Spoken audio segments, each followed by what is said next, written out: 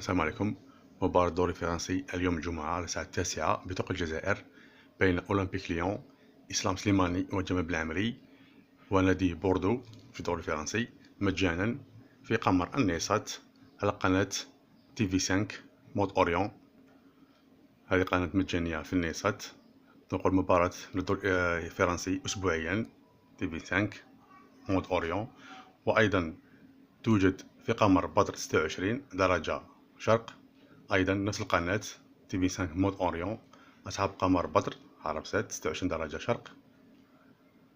نبحث عنها تي في 5 مود مغرب أيضا 12066 أفقي، هذه في البدر.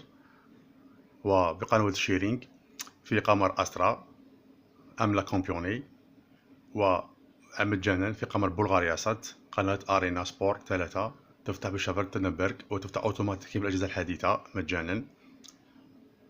بالتوفيق لسليماني وبالعمري، والسلام عليكم.